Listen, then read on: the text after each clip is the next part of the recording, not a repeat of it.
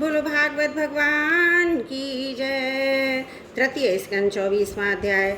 श्री कपिल देव जी का जन्म। श्री मैत्री जी कहते हैं, उत्तम गुणों से सुशोभित मनु कुमारी देवहूति ने जब ऐसी वैराग्य युक्त बातें कहीं, तब कृपालु करदम मुनि को भगवान विष्णु के कथन का स्मरण हो आया और उन्होंने उससे कहा, करदम जी बोले, देश रहित राजकुमारी, तुम अपने विषय में इस प्रकार खेद न करो। तुम्हारे घर में अविनाशी भगवान विष्णु शीघ्र ही पधारेंगे। प्रिय, तुमने अनेक प्रकार के व्रतों का पालन किया है, तो तुम्हारा कल्याण होगा। अब तुम संयम, नियम, तप, दान आदि करती हुई श्रद्धा पूर्वक भगवान का भजन करो। इस प्रकार आराधना करने पर श्रीहरि तुम्हारे गर्भ से अवतीर्ण होकर मेरा यश बढ़ावेंगे और ब्रह्मज्ञान का उपदेश करके तुम्हारे हृदय की अहंकार में ग्रंथि का छेदन करेंगे। श्री मैत्री जी कहते हैं, विदुर जी, प्रजापति करदम के आदेश में गौरव बुद्धि होने से देवहूति ने उस पर पूर्ण विश्वास किया और निर्विकार जगत गुरु भगवान श्री पुरुषोत्तम की आराधना करने लगी। इस प्रकार बहुत समय बीत जाने पर भगवान मधुसूदन करदम जी के वीर का आश्रय ले लिया। उनके गर्भ से इस प्रकार प्रकट हुए जैसे काष्ठ में से अग्नि। उस समय आकाश में मेघ जल बरसाते हुए गरज गरज कर बाजे बजाने लगे, गंधर्वगण गाने करने लगे, अप्सराएं आनंदित होकर नाचने लगी। आकाश से देवताओं के बरसाए हुए दिव्य पुष्पों की वर्षा होने लगी। सब दिशाओं में आनंद छा गया।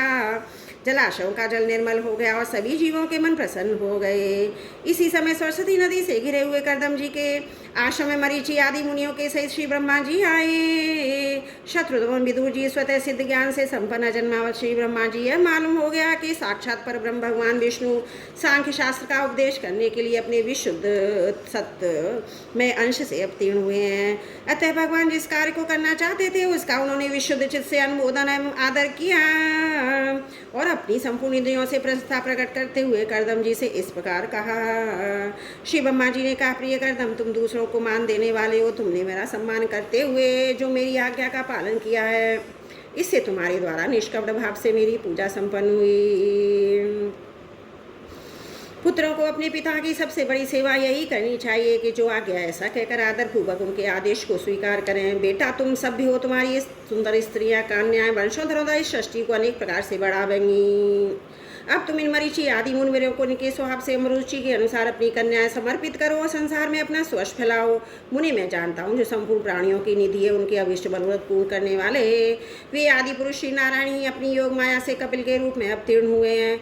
फिर देवहूति से बोले, राजकुमारी, सुनहरे बाल कमल जैसे विशाल नेत्र, कमल अंकित चरण कमल वालों शिशु के रूप में केटभासुर को मारने वाले साक्षात श्री हरि ज्ञान विज्ञान द्वारा कर्मों की वासनाओं का मूलोच्छेदन करने के लिए तेरे गर्भ में प्रवेश किया है। ये अविद्या जनित मोह की ग्रंथियों को काट कर पृथ्वी में स्वच्छंद करेंगे। श्री सिद्धगढ़ स्वामी सांख्याचार्यों के भी माननीय होंगे, लोक में तेरी कीर्ति का विस्तार करेंगे, कपिल नाम से विख्यात होंगे। श्री मैत्री जी कहते हैं, विदुर जी, जगत की सृष्टि करने वाले ब्रह्मा जी उन दोनों को इस प्रकार आश्वासन देकर नारद सुनकादि को साथ लें हंस पर चढ़कर ब्रह्मलोक को चले गए। ब्रह्मा जी के चले जाने पर करदम जी के उनके अनुसार मरीचि आदि प्रजापतियों के साथ अपनी कन्या का विधि पूर्वक विवाह कर दिया। उन्होंने अपनी कला नाम की कन्या मरीचि को अनसुईया, त्री को श्रद्धा, अंगिरा को हवीरभू, पुलस्त्य को समर्पित की। पुलय को उनके अनुरूप गति नाम की कन्या दी। क्रतु के साथ परम साध्वी क्रिया का विवाह किया। भृगु जी को ख्याति, वशिष्ठ जी को अरुंधति पर समर्पित की। अथर्वा ऋषि को शांति नाम की कन्या दी, जिससे यज्ञ कर्म विस्तार किया गया। करदम जी ने इस विवाहित ऋषियों को पत्नियों के सहित खूब सत्कार किया। विदुर जी इस प्रकार विवाह हो जाने पर ये सब ऋषि करदम जी की आज्ञा ले आनंद पूर्वक अपने अपने आश्रमों को चले गए। करदम जी ने देखा कि उनके यहाँ साक्षात देवादिदेव श्री हरि अवतार लिए हैं, तो वे एकांत में उनके पास गए। उन्हें प्रणाम करके इस प्रकार कहने लगे, अहो, अपने पाप कर्मों के कारण इस दुख में संसार में नाना प्रकार से पीड़ित हुए पुरुषों पर देवगण तो बहुत काल बीतने पर प्रसन्न होते हैं, किंतु जिनके स्वरूप को योगी जन अनेक जन्मों के साधन से सिद्ध हुए सुदृढ़ समाधि के द्वारा एकांत में देखने का प्रयत्न करते हैं।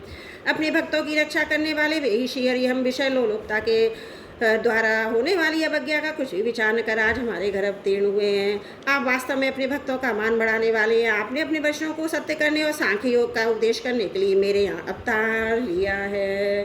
भगवान, आप प्राकृत रूप से रहते हैं। आपके तो चतुर्भुज आदि अलौकिक रूप हैं, वे ही आपके योग हैं। और जो मनुष्य सदस्य रूप आपके भक्तों को प्रिय लगते हैं, वे भी आपके रुचिकर प्रतीत होते हैं।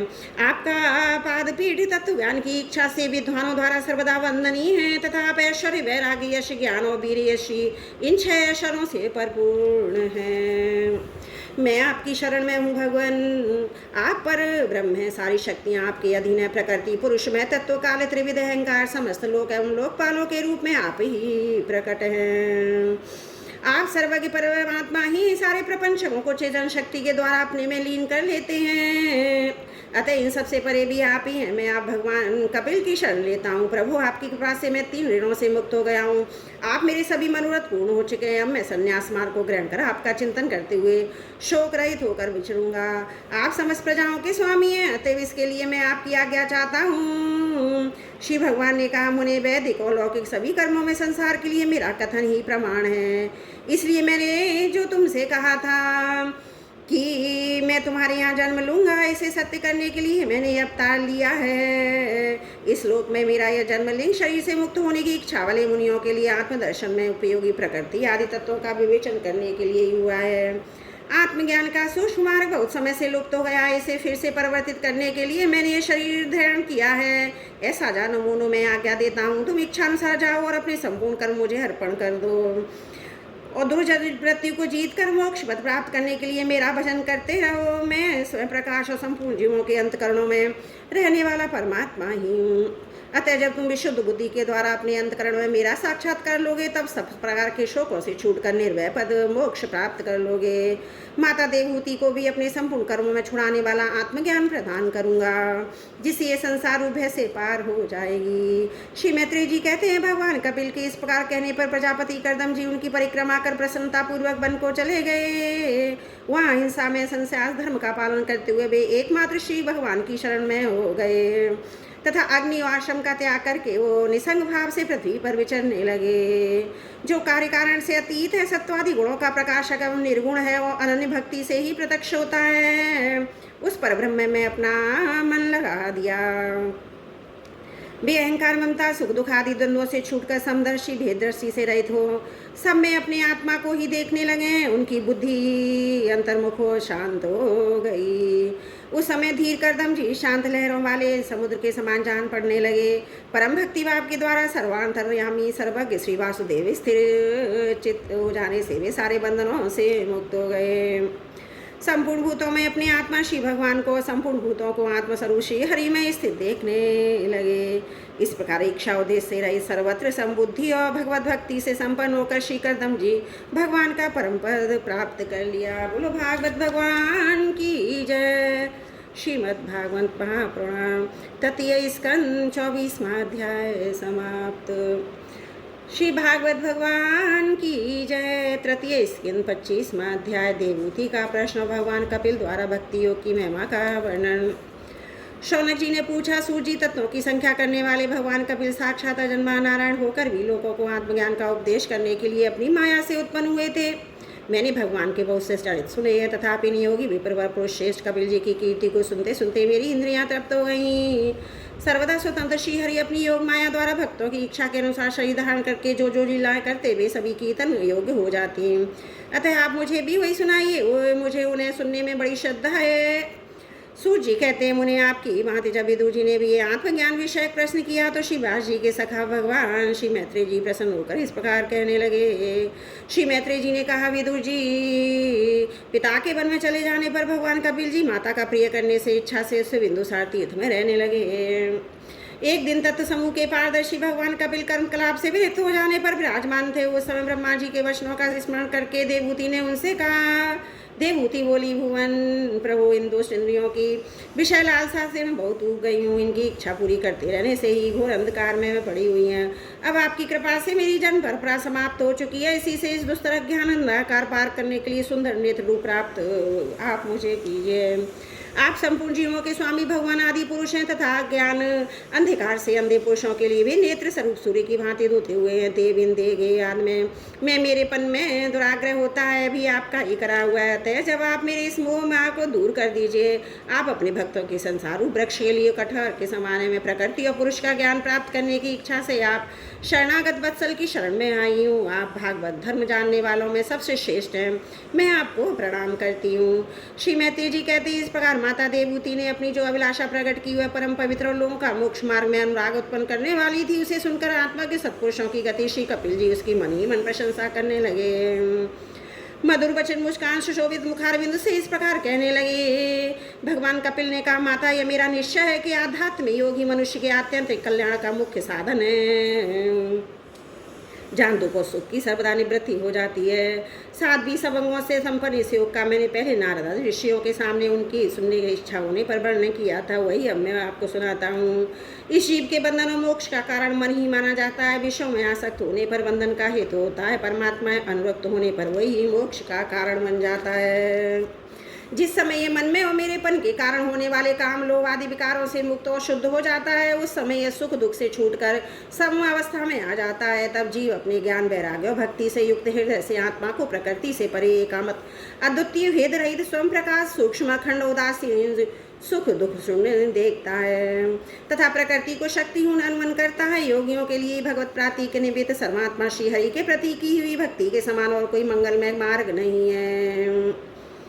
विवेकी जन संज्ञा आसक्ति को ही आत्मा का छिन्न बंधन मानते हैं, किंतु वही संज्ञा आसक्ति जब संत महापुरुषों के प्रति हो जाती है तो मोक्ष का द्वार बन जाता है। जो लोग सहनशील दयालु समस्त देहधारियों के अकारण हेतु किसी भी प्रकार के शत्रु भावना रखने वाले, शांत सरल स्वभाव और सत्पुरुषों का सम्मान करने वाले होते हैं, जो मुझ में अनन्य भाव से सुदृढ़ प्रेम करते हैं, वे मेरे संपूर्ण कर्म और अपने सगे संबंधियों को भी त्याग देते हैं। मेरी परायण रहकर मेरी पवित्र कथाओं का श्रवण कीर्तन करते हैं तथा मुझ में ही चित्त लगाते रहते हैं। उन भक्तों को संसार के तरह तरह के प्रताप कोई कष्ट नहीं पहुँचाते। साधु भी ऐसे ऐसे सर्ग संग परित्यागी पुरुष ही साधु होते हैं, तो मैं उन्हीं के संग की इच्छा करनी चाहिए, क्योंकि वे आसक्ति से उत्पन्न सभी दोषों को हर लेने वाले हैं। सत्पुरुषों के समागम से मेरे पराक्रमों का यथार्थ ज्ञान कराने वाली तथा हृदय और कानों को प्रिय लगने वाली कथाएं होती हैं। उनका सेवन करने से शीघ्र ही मोक्ष मार्ग में श्रद्धा प्रेम भक्ति का क्रमशः विकास होता है। फिर मेरी षष्ठी आदि लीलाओं का चिंतन करने से प्राप्त हुई भक्ति के द्वारा लौकिक और पारलौकिक सुखों में वैरागी हो जाने पर मनुष्य सावधानी पूर्वक योग के भक्ति प्रवाह सरल उपायों से समाहित होकर मनोनिग्रह के लिए यत्न करेगा। इस प्रकार प्रकृति के गुणों से उत्पन्न हुए शब्दादि विषयों का त्याग करने से वैराग्य युक्त ज्ञान से योग से और मेरे प्रति की हुई सुदृढ़ भक्ति से मनुष्य मुझ अपने अंतरात्मा को इस देह में ही प्राप्त कर लेता है। देवहूति ने कहा, भगवान, आपकी समुचित भक्ति का स्वरूप क्या है और मेरी जैसी अबलाओं के लिए एक ऐसी भक्ति ठीक है जिससे कि मैं सहज में ही आपके निर्वाण पद को प्राप्त कर सकूं। निर्वाण स्वरूप प्रभु जिसके द्वारा तत्व ज्ञान होता है, जो लक्ष्य को भेदने वाले बाण के समान भगवान की प्राप्ति कराने वाला है, वह आपका कहा हुआ योग कैसा है, उसके लिए कितने अंग हैं। हरि, ये सब आप मुझे इस प्रकार समझाइए जिससे कि आपकी कृपा से मैं मंदगति स्त्री जाति भी दुर्बुद्ध विषय को सुगमता से समझ सकूं। श्री मैत्री जी कहते हैं, विदुर जी जिसके शरीर से इन्होंने यह जन्म लिया था, उस समय उसकी माता ऐसा अभिप्राय जानकर कपिल जी के हृदय में स्नेह उमड़ाया। उन्होंने प्रकृति आदि तत्वों का निरूपण करने वाले शास्त्र का, जिसे सांख्य कहते हैं, उपदेश किया। साधी भक्ति विस्तार एवं योग का भी वर्णन किया। श्री भगवान ने कहा, माता, जिसका चित्त एकमात्र भगवान में ही लगा गया, ऐसे मनुष्य की वेद विहित कर्मों में लगी हुई था विषयों का ज्ञान कराने वाली कर्मेंद्रियों ज्ञानेन्द्रियां दोनों प्रकार की इंद्रियों की जो सत्य मूर्ति श्री हरि के प्रति स्वाभाविक प्रवृत्ति है, वही भगवान की यह हेतु की भक्ति है। यह मुक्ति से भी बढ़कर है, क्योंकि जठरानल जिस प्रकार खाए हुए अन्न को पचाता है, उसी प्रकार यह भी कर्म संसारों के भंडार रूपलिंग शरीर को तत्काल भस्म कर देती है।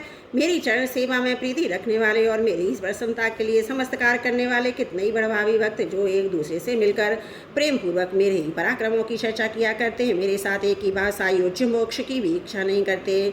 माँ, वे साधु जन अरुण नयन और मनोहर मुखारबिंद से युक्त मेरे परम सुंदर वरदायक दिव्य रूपों की झांकी रखते हैं। उनके साथ सप्रेम संभाषण भी करते हैं, जिसके लिए बड़े बड़े तपस्वी भी लालायित रहते हैं। दर्शनीय अंग प्रत्यंग रहदार हास विलास मनोहर चितवन समुद्र वाणी से युक्त मेरे उन रूपों की माधुरी में उनका मन इंद्रियां फंस जाती हैं। ऐसी मेरी भक्ति न चाहने पर भी उन्हें परम पद की प्राप्ति करा देती है। विद्या की निवृत्ति जाने पर यद्यपि वे मुझ मायापति के सत्वादि लोगों की भोग संपत्ति भक्ति की प्रवृत्ति के पश्चात स्वयं प्राप्त होने वाली अष्ट सिद्धि और बैकुंठ लोक के भगदी ऐश्वर्य की भी इच्छा नहीं करते, तथापि मेरे धाम में पहुंचने पर भी उन्हें सब विभूतियाँ स्वयं प्राप्त हो जाती हैं।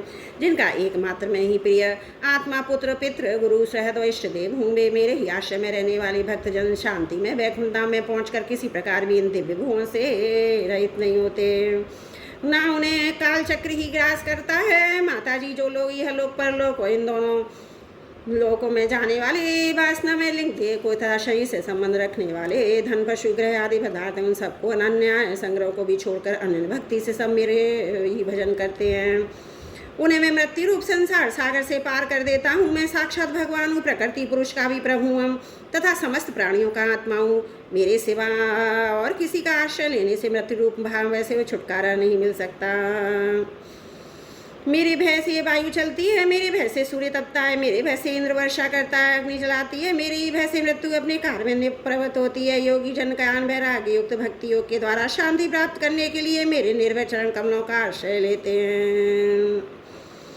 संसार में मनुष्य के लिए सबसे बड़ी कल्याण प्राप्ति यही है कि उसका चित्त तीव्र भक्ति योग के द्वारा मुझ में लगकर स्थिर हो जाए। बोलो भागवत भगवान की जय। तृतीय स्कंद 25वां अध्याय समाप्त। त्रुटियों के लिए क्षमा चाहती हूँ।